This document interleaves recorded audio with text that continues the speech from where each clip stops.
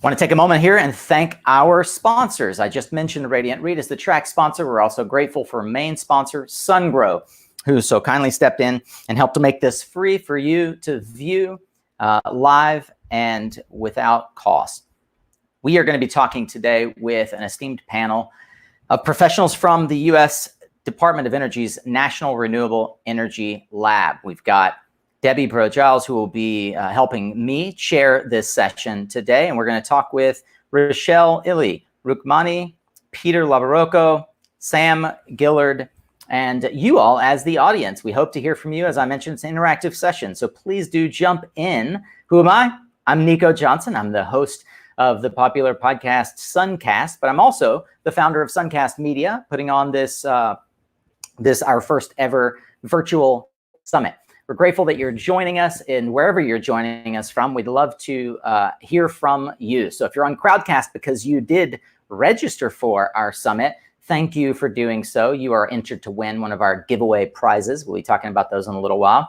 And if you're on one of the live broadcast channels, thanks as well. You'll see in the first comment of the broadcast how to register at suncastsummit.com. Please leave a comment. Let us know how we're doing. Let us know what you'd like to hear from us. And with that, I'm going to bring in Debbie.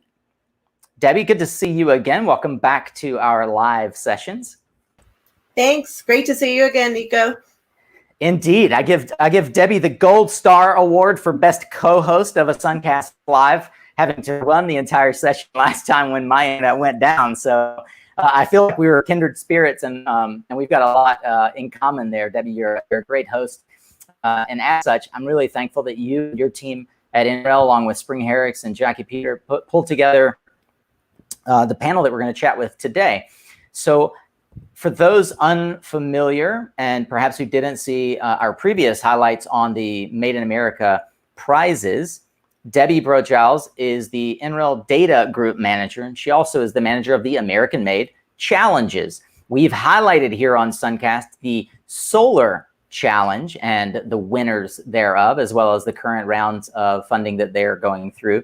Debbie, I'd like to ask if you would just give us a brief overview around NREL's historic innovation culture and how you've really built the labs, the technical transfer opportunities, and now the prizes as a way to leverage our government funding of science to bring entrepreneurs ideas to market. Debbie? Sure. Thank you so much for having me. So I'm Debbie Giles with NREL. And if you guys don't know what NREL is or what we're all about, we're basically the Department of Energy's premier national lab for renewable energy research. And as such, we do a ton of very innovative research and science at the core. So we do fundamental research in our laboratories. We build, a lot of different prototypes and science, and we get things started off the ground. And then the idea is that we can transfer that IP and that technology to industry. So through that, we have a really great technology transfer office that's very focused on getting that technology into the hands of innovators and entrepreneurs to take that and accelerate it and get it to market. So that's exciting. And then in addition to that, we also have a brand new, or it's kind of not brand new, but maybe a couple years old, Innovation and Entrepreneurship Center. And that center is very focused on innovation. So as such, we do a lot of different things there. We have a lot of programs and technology opportunities where we are connecting innovators, entrepreneurs with financiers and with our NREL staff and our facilities as well. So that's exciting. In fact, today, one of our speakers is Rachelle. She's from that center, so she'll give us an overview, a deeper viewpoint of from that center's point of view. In addition, there's some really exciting things. One of them is coming from that center directly that's happening this week. If you have heard of our Industry Growth Forum, that's something that's been around now for 25 years. Which is remarkable. Amazing. But yeah, so we just hit our 25th anniversary, and that event is going on right now, today and tomorrow. So obviously it's a virtual event this time, but we are still working very closely to connect the clean tech industry with NREL researchers and financiers and people that can help them really advance their businesses. So I think Rachelle will touch on that, as well as some other really innovative programs that we have going on. And then in addition, we have other speakers with us today from the Department of Energy. And they are going to be focused on telling us a little bit more about DOE's kind of innovative landscape. And I do think DOE has been really innovative lately in trying to get dollars into the hands of innovators and entrepreneurs a lot quicker than they used to be able to do. So prizes are one thing, right? We've talked about prizes, and that's one mechanism to doing that. And we'll talk a little bit more about that today. But there's a lot of other really great programs going on at DOE also that are really trying to help spur small businesses and, like I said, get that money into the hands of entrepreneurs a lot more quickly. It's very exciting times. This week specifically is exciting. We have the Industry Growth Forum going on.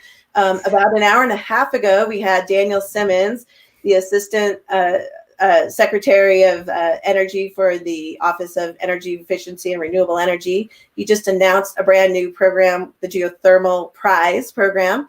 So that's exciting. And earlier this week, we launched a brand new prize called Solar Desalinization. So that's a brand new prize. So there's a lot of things that are in the mix now. And so if you're into geothermal, there's something for you. If you're into solar, there's something for you. And we have someone from the water office today, the vehicle technologies office. There's just really something for everybody. So so our panel will talk a lot about some of those programs.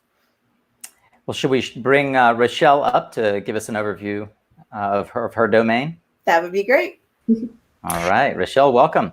Hi, everyone. Hi, Nico. Hi, Debbie. Thank you so much for that introduction. As Debbie mentioned, I currently work at NREL in the Innovation and Entrepreneurship Center. I often refer to our center as the front door of the lab, so much so that our office is located slightly off campus, which gives us a little bit ease in terms of providing an access.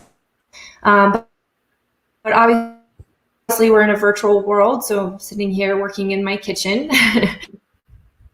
But as an Innovation Entrepreneurship Center, we work with a lot of startups, investors on a regular basis. And I'm happy to talk more about some of our the Shell Game Changer program, where we're working directly with startups and their technologies to test and validate them using world-class capabilities here at NREL, and then connecting them to world-class expertise.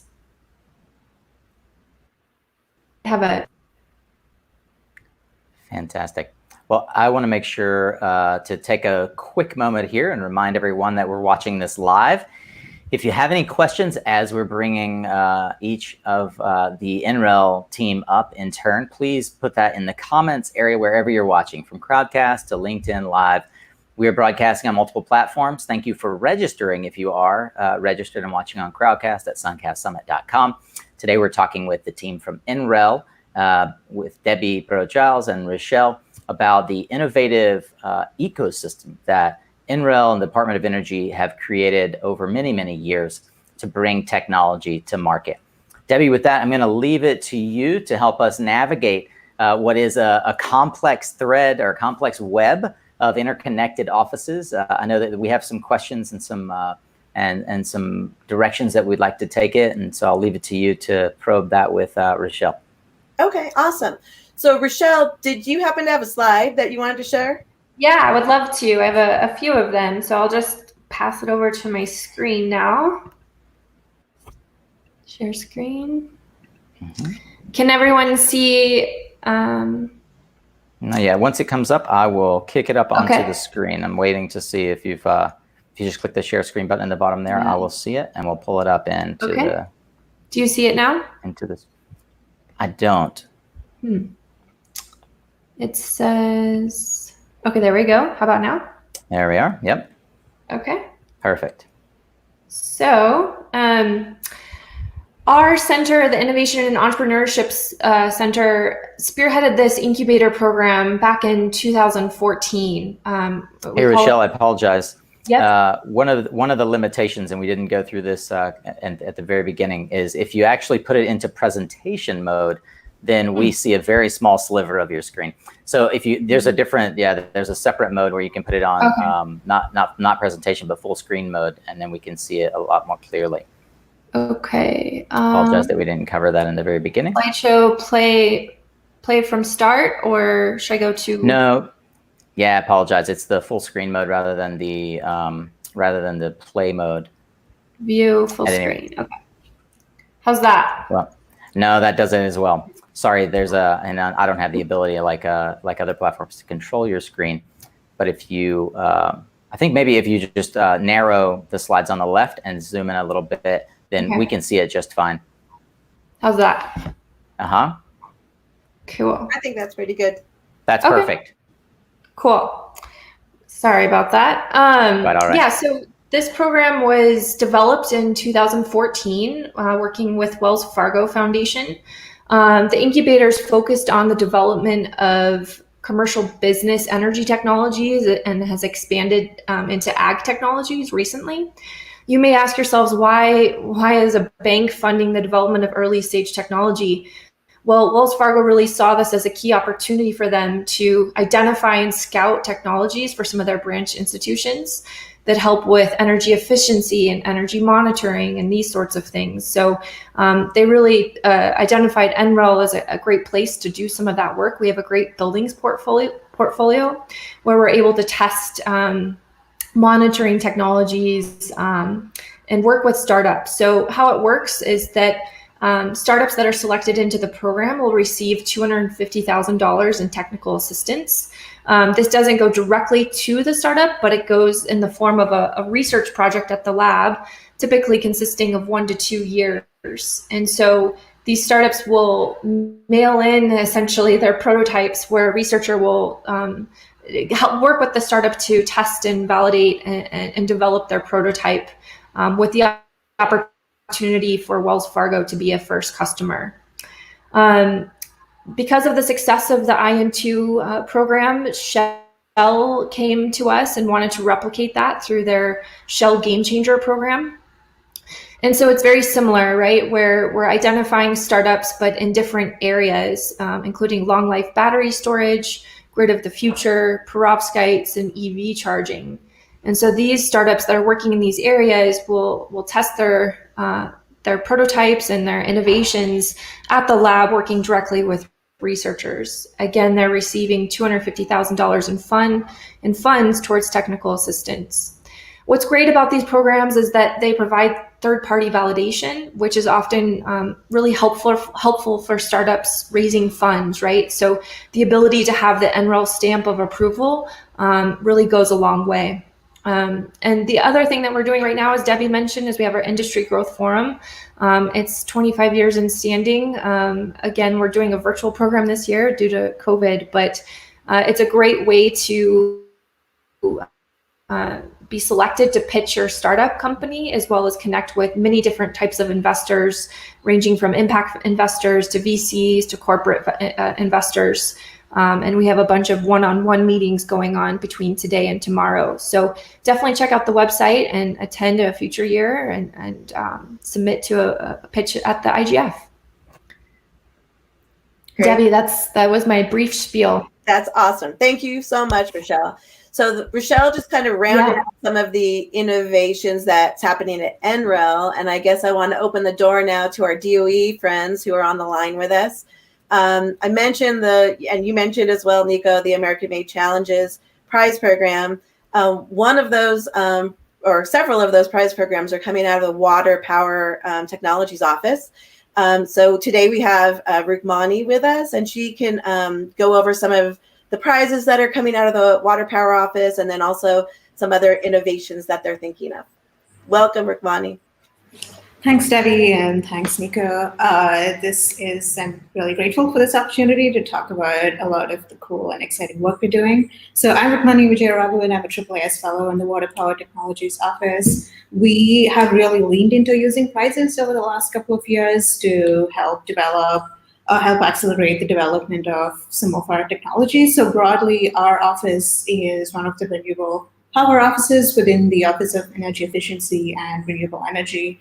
And we have two major programs in our office. So one is the hydropower program, which is what you would think of as traditional hydroelectric power using dams to generate electricity from water flowing from height onto turbines. And the other part of our office is focused on marine and hydrokinetic energy. So these are technologies that use waves, currents, tidal currents, ocean currents, and so on, and harnesses the energy in these systems and these sources to generate electricity.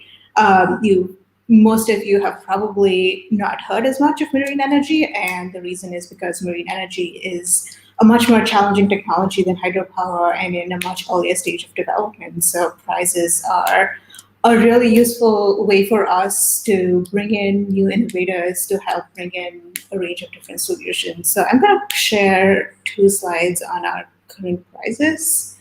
And this should work because I just tried it. All right, can everyone see my screen? It should Looking for it. Yeah, looking for it now. There we go. All right, awesome.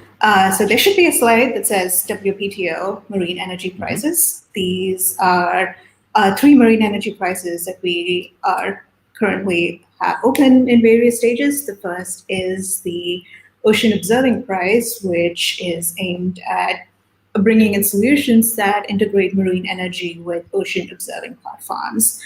This is a $3 million prize. The first stage was aimed at bringing in solutions on a range of different applications. This closed in February, and we announced the winners a few weeks ago. We had a total of 11 winners with $125,000 in cash prizes. The next stage of the prize will open again in a few months, and the next stage will be focused on a specific theme and a specific challenge, and will involve competitors designing a specific system and then building and testing a prototype. So that's where the majority of the cash prizes will go to. Next prize is the Waves to Water Prize, and this prize is aimed at accelerating the development of wave energy powered desalination systems to provide clean drinking water in disaster relief and coastal locations. This is a $2.5 million cash prize. The first stage of the prize closed in November. We had 60 entries and we announced 20 winners who won $10,000 each. The next stage of the prize closed in March, and we will be announcing the winners in the next few weeks. This is a prize where this stage has a total cash pool of $800,000. The next stages will involve actually building a prototype and then eventually testing it in a test site. Our final marine energy prize is the Marine Energy Collegiate Competition. We have 15 collegiate teams that are working on preparing a preliminary technical design and submitting a business plan to explore opportunities for marine energy. This prize was originally meant to conclude in mid-May in the International Conference of Ocean Energy with live business pitches from these selected teams. Unfortunately, that conference has been canceled for COVID reasons, but we will have virtual pitches for finalists from May to July. We also have prizes in our hydropower program. So in hydropower, and in marine energy, we as an office deeply care about environmental issues, specifically in mitigating and minimizing any environmental impacts of the techniques. So our fish protection prize, for which we recently extended the deadline, is aimed at catalyzing new solutions and strategies to prevent fish from swimming into water infrastructure. These include dams, pipes, and so on. This is a $700,000 cash prize. We will select 10 finalists from the initial concept stage who will then be paired with national labs to develop the solutions and then pitch their solutions to a panel of judges. Prize that closed a few months ago was the Fast Commissioning Prize to essentially speed up the development of of pump storage systems, which, if you haven't heard, pump storage is currently the largest source by far to store electric power on the grid in the US. But pump storage is extremely slow to develop because of a number of environmental challenges. And this prize brought in solutions to accelerate that development. There was a combined cash and voucher prize pool of $550,000, and we had 4 grand prize winners. So we have more prizes coming down the pike, but broadly we see prizes as being solutions to increase, basically to maximize the return on taxpayer dollars by bringing in more solutions, by bringing in groups and people that have traditionally not been involved with the program as an opportunity to partner with other federal agencies. So with the Ocean Observing Prize, we've partnered with NOAA. With the Fish Protection Prize, we've partnered with the Bureau of Reclamation. And so these are ways to bring in other out-of-discipline perspectives to bear. We've also, with the Waves to Water Prize, which is a desalination prize, we're really hoping to bring in people from the desalination community. And this is also a way for DOE to only pay for success, to only pay for successful solutions, and to establish an ambitious goal without having to prescribe an approach beforehand. So so that's a brief introduction on how we use prizes at the Water Power Office. We also have other financing mechanisms that I think other panelists are going to talk about in more detail. Thanks, Rani.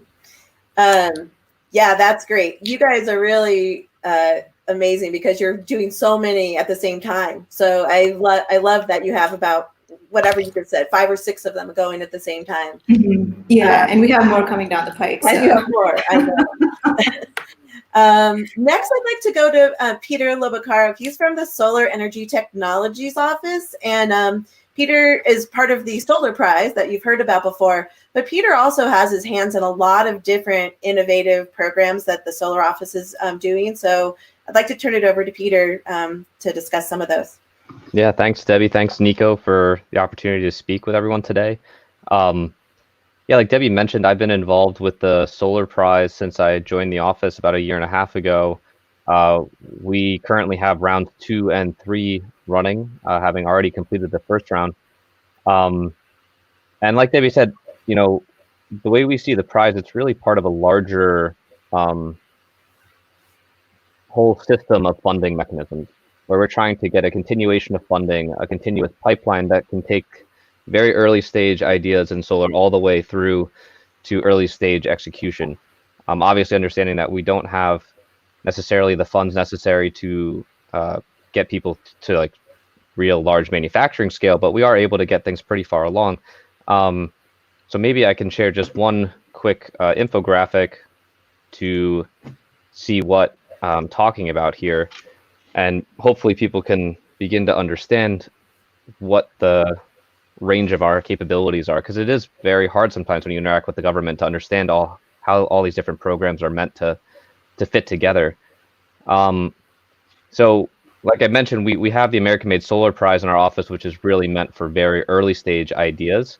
But then we also have 2 other programs, the SBIR program, the Small Business Innovative Research, and the I think STTR, I'm forgetting what that stands for right now, technology transfer of some sort. So that program is meant for more medium stage, and then we have our later stage, which is our incubator program, which is run through our annual funding opportunity announcement. The thing that's confusing to people probably is that all 3 of these programs are messaged through different avenues. The American Made Solar Prize stuff you'll be hearing from NREL. The SBIR stuff you'll be hearing from the Small Business Administration. And the incubator stuff will be coming directly from our office in our annual funding opportunity announcement. So I'm hoping just through some conversations like this, we can start to show how we have this continuity of funding depending on what stage your company is at. And we're hoping to try to find the right match for everybody that we can. understanding that at different stages in your product development cycle, you're going to need different sorts of resources. So yeah, Debbie, that's maybe just a little bit of what I'll say, and happy to continue that conversation. Yeah, that's great. Thank you, Peter. I think that visual is really important because there is so much going on, and sometimes people get confused about those different mechanisms, but I think that was nice to see kind of how they're lined out based on the different readiness level of the different entrepreneurs too. Yeah, great. Cool. So the next speaker we have is Sam Gillard from the Vehicle Technologies Office. Hi, welcome, Sam. And I know that you guys have some pretty innovative things going on in vehicles, so we'll hand it over to you next. Sure. Thanks. Thanks, Nico. Thanks, Debbie. So I'm going to talk today a little bit about the Battery Recycling Prize and just sort of how that came to be, and sort of how we view prizes in VTO as well. So, I think in a lot of ways, prizes are just another tool in the toolbox of funding mechanisms for me as a program manager. And I think, what it provides is a lot of flexibility. And, I think, so the genius of how the prize came to be for us was that we looked at a problem. In this case, it's battery logistics. A lot of people don't realize end-of-life batteries for lithium ion are expensive to get rid of. And more than that, they're expensive to transport and collect. Everyone's got what I call the urban mine inside of their bottom drawer, typically, right? These old cell phones, old laptops, right? So how do we get those batteries to a recycler so that we can increase our recycling infrastructure?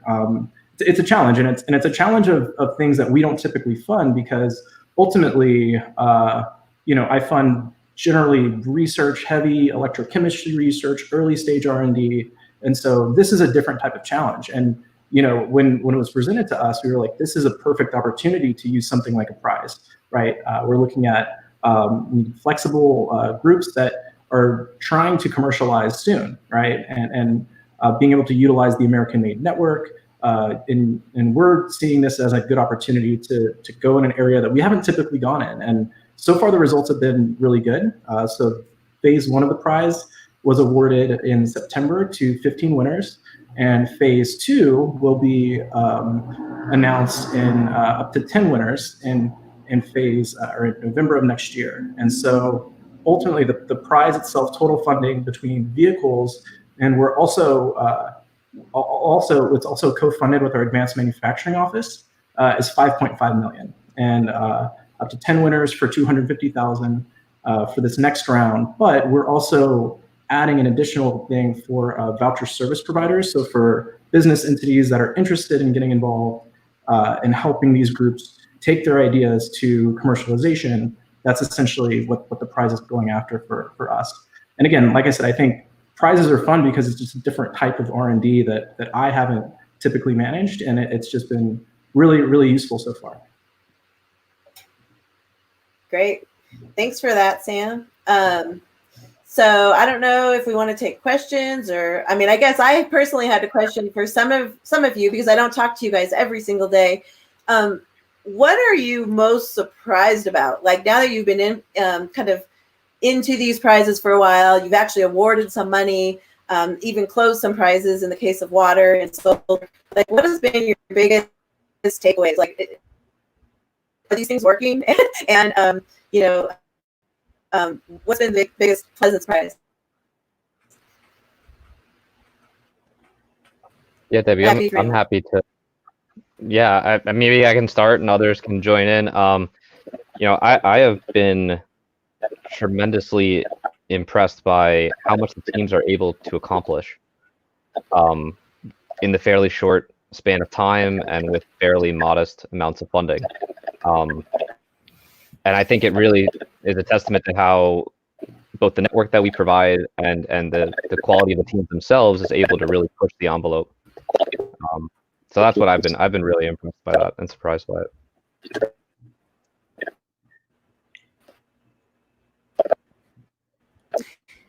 I think, yeah, I can add to that a little. I would say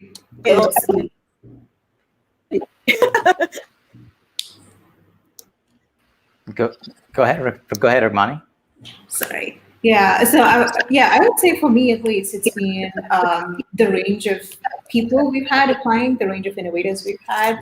So with the Waves to Water Prize, which is the Wave Energy Power Desalination Prize, one of our team winners was a team of Air Force test pilots who do not, whose day jobs are being test pilots, and they submitted an innovative and cool new idea.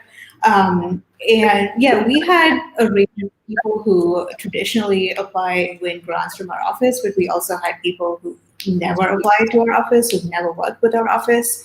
And just these prizes as being a relatively low bar of entry for people who don't necessarily have the resources to apply to a large multi-million-dollar funding opportunity has been really cool for us as an office and as a program.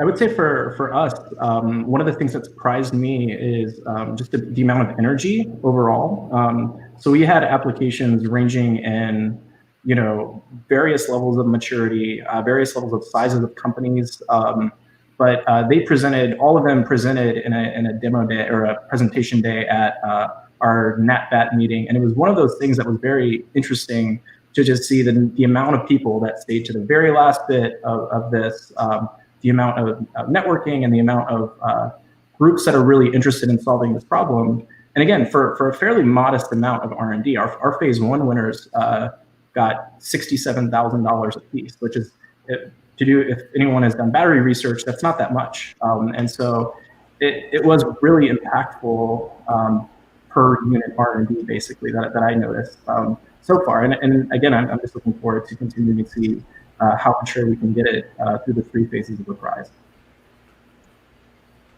Rufani, I loved your point. I think we did it. The prizes have been an amazing vehicle for getting kind of non-traditional entities engaged with the government, which is something we struggle with all the time. And to get these people from all over the country who are standing up and saying, hey, I have an idea, I want to get involved, I think is really great. And we should continue to press that and hopefully keep that energy really high and keep people engaged. Well, team, I'd like to jump in here because we do have a few questions coming in from the audience. I'm amazed at the breadth and depth of experience that you all bring across the NREL and Department of Energy platform, as it were. One of the things that I heard through the previous interviews that we've done for folks in the Solar Prize is that one of the things that folks don't really internalize unless they look at joining these prizes is not only the access to capital and that it's non-dilutive capital, which I think is an amazing part of these prizes for startups who are trying to build equity and build their business, get it off the ground. But also it gives the participants access to a resource that many of us have grown up with as a part of the ethos of what we understand to be the National Renewable Energy Lab, the labs themselves, and there are multiple around the U.S. You guys have obviously the well-known campus in Golden. That was part of the feedback that we've heard directly from prize winners in the Made in America Solar Prize specifically. So I just wanted to bring that to the forefront, that it's accessible program that's not specifically directed towards deep science, as it were, the way that some of the NREL lab programs are focused on things like the latest 47% efficient solar cells in the 3.5 group. But we see teachers applying for the prizes. We see folks from all walks of life, and it really is transforming just the nature of entrepreneurship at a math and science level in the U.S. while thinking about how do we bring a lot of this innovation back to our shores domestically, as opposed to presumptively outsourcing it to other markets. We've got a question here from an audience member, from Dave Silman. I assume the program is only for technology and products as opposed to innovation or finance or business models. Peter, could you speak to that? Yeah, I just want to bring up a program that the Solar Office was co-managing with our Office of Technology Transfer, the DOE level technology transfer office. It was called Innovative Pathways, and that was really focused on, instead of the hardware side of things, which is where we traditionally are, focusing on the business model of innovation and the support structures for innovation. And it funded I think, 10 different projects that were trying to come up with innovative ways to support, in particular, the really difficult challenges that are faced by hardware startup companies and trying to get through the valleys of death and get their products out to market. So we have that program closed. Most of those projects have wound down at this point, and we obviously we're pretty encouraged by the results we saw from it, and are thinking about what the next steps are, and would be really happy to engage anyone who has some thoughts there on what else we can do to move the needle. But that's just one example. We are interested in both sides. I can comment for ours. I think the technology, we're looking for innovative technology, but that technology needs to be able to make money, right? And so business ideas are, the business acumen necessary to be able to do that. I think the groups that have received first round funding, looking for areas and partnerships, and that's ultimately what phase we're in now is the winners are looking to partner with disparate groups that they may not have that expertise within their core team. And business is well within that scope. Yeah, I think. Yeah. Go ahead, Rick. Go ahead. Sure. Yeah, and I just want to add, in our office, we recently partnered with the Department of Commerce and their Economic Development Administration to run an industry challenge for the blue economy. So the blue economy is broadly economic activities related to the ocean and the marine sector. And this is a $4 million program to essentially support entrepreneurship and accelerate economic growth in clusters around the country. So this is not a technology-focused program. This is run through EDA and it's aimed at supporting entrepreneurs. Yeah.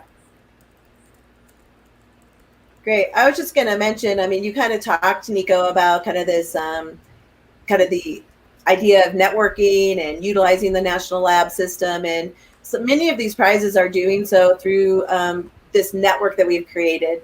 And I just want to throw that out there too. There's these resources that really are across the country that these teams can tap into if they need to as well.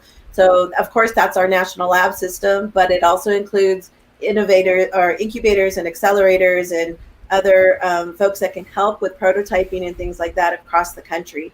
And in fact, right now we have a network, a letter of intent that's on the street right now. So if there's anybody out there that wants to be part of that network or help us grow that network, we'd love to hear your ideas on that as well.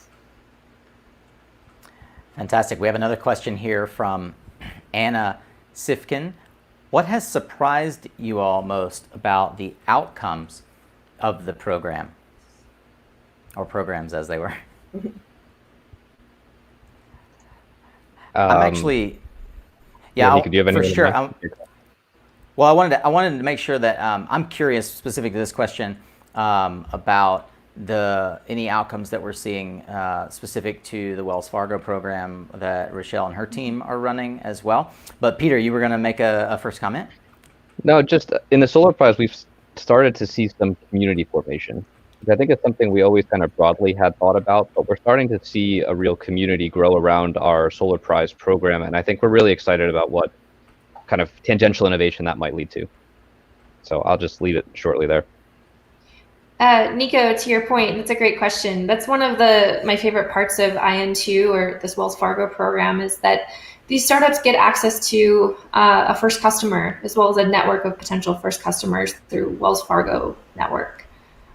In this case, the program is funded by Wells Fargo Foundation, so they're not necessarily interested in an equity stake for these startups.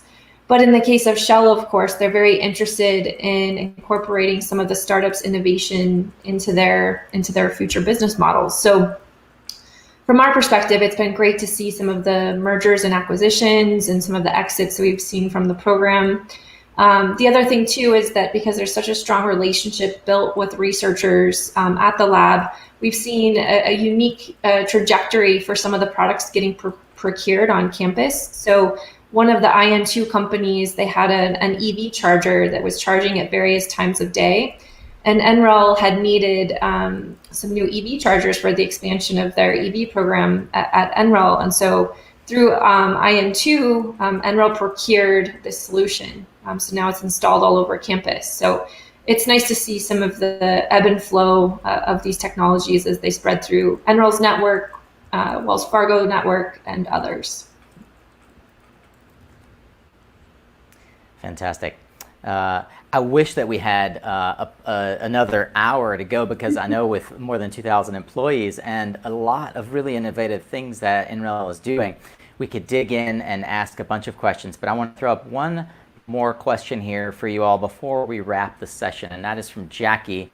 How are startups and industry reacting to this new model of funding, or the new mechanisms that NREL is introducing? Does anyone want to take that one? I guess from my perspective, their reaction is amazing. Actually, a couple of the winners have mentioned that the prize money coming to them in the form of that, without really strings attached, is worth a ton more than if they got double that through a grant or something like that, or a contract. So I think they're really reacting in a very favorable way. I think they're coming to the table with really amazing, innovative ideas to try to get to that place where they're going to get a prize. Anyone else want to comment? Yeah, I would say for ours so far, it's been overwhelmingly positive. I think, we have multiple winners that are looking to potentially leverage that to get more private investment in their company. So I think this is a really, it has been a really good received by industry and the battery community. Fantastic. Well, as I mentioned, we are running short on time for this session, and we knew ahead of time that we'd have too much to pack in, as they say, putting 100 pounds in a 5-pound sack this time. So grateful for you all from NREL, Peter and Sam, Rukmani, Rachelle, and certainly our co-host here, Debbie Giles. The NREL and Department of Energy programs are, in fact, innovating and spurring innovation for our domestic manufacturing capabilities, for our domestic entrepreneur capabilities. And it's exciting to see how these programs are making their way into industry and into the public view. We'll be highlighting in the coming week an interview with another colleague of yours, Miles, from the 3.5 program, the innovation I mentioned earlier, the 47% efficient solar cell that NREL, one of the labs, has been working on. With that, I want to say goodbye to you all as we close this session and head into our next session. I want to take a moment here to thank our sponsors in particular, and namely our main sponsor, SunGrow. SunGrow is one of the largest inverter manufacturers in the world, and along with SunGrow, Radiant REIT, and many others have helped to make this a free session for you all to enjoy. I am grateful for Debbie and the NREL team for helping us bring folks into this session. And I'm grateful for you all as viewers. Thank you for joining us on this session about how the Department of Energy is spurring innovation in clean energy. Please jump over to our next session on how energy storage is driving innovation. If you're not registered for that, you can do that over at suncastsummit.com. It'll forward you to Hey Summit, where you can register and get the link to Crowdcast. Of course, we'll be broadcasting it here on my profile on LinkedIn, as well as on Facebook and Periscope. So please join in to our next session. Thank you so much to our sponsors and to our guests. I am Nico Johnson signing off here as we head into our last and final session of this Innovation Day for the Suncast Summit. Remember, you are what you listen to. So thanks for spending your time with us, solar, climate, and clean energy warriors. We're grateful for that non-renewable resource. You'll never get that time back, so I hope that you are getting lots of added value for your day and your week, your career. And thank you for spending this session with us. We'll see you all again soon.